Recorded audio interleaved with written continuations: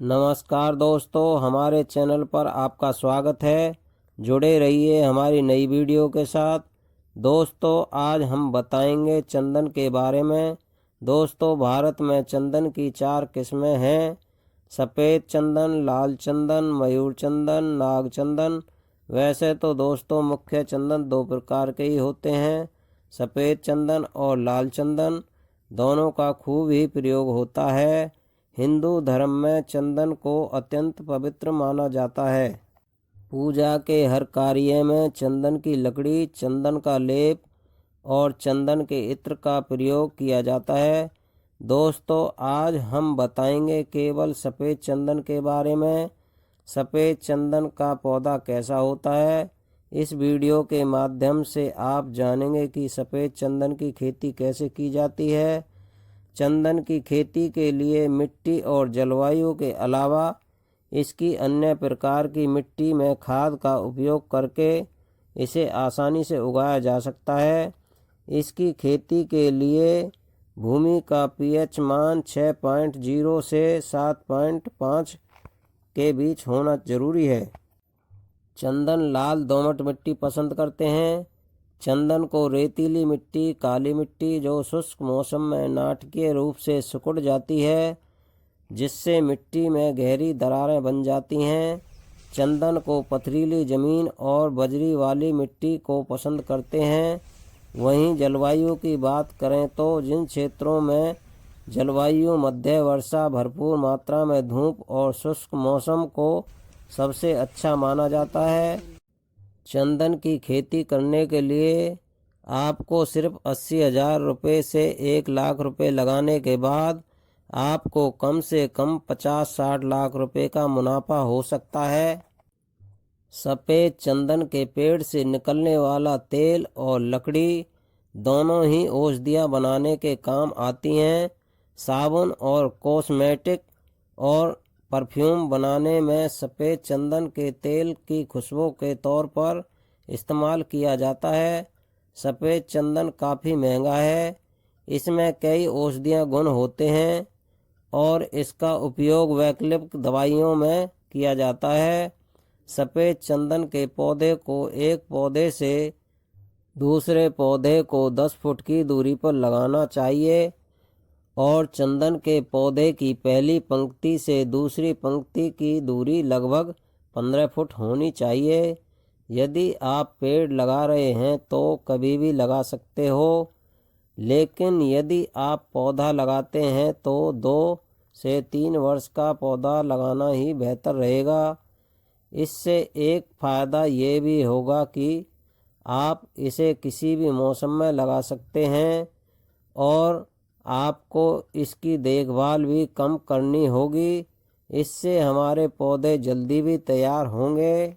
दोस्तों, बता दें आपको, वैसे तो भारत में ज़्यादातर चंदन आंध्र प्रदेश, तेलंगाना, बिहार, गुजरात, कर्नाटक, मध्य प्रदेश और तमिलनाडु में उगाया जाता है।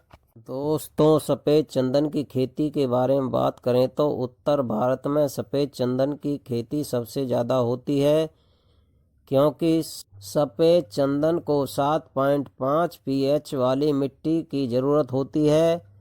चंदन के पौधे को ज़्यादा पानी की ज़रूरत नहीं होती। ऐसे में इसे लगाते वक्त ध्यान रखें कि इसे ऐसी जगह पर न लगाएं जहां पर पानी का अधिक भराव होता हो।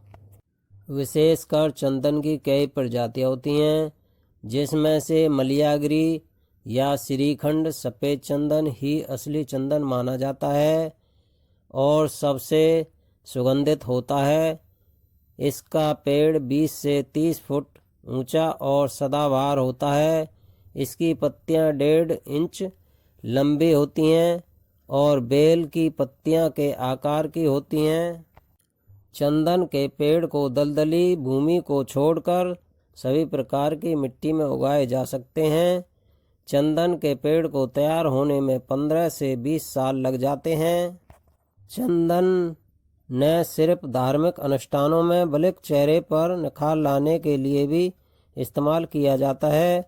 चंदन में कई तरह के औषधीय गुण पाए जाते हैं जो त्वचा के दाग धब्बे, मुहासे और ड्राइनेस को कम करने में मदद करते हैं, इसलिए आयुर्वेदिक में इसका बहुत महत्व है।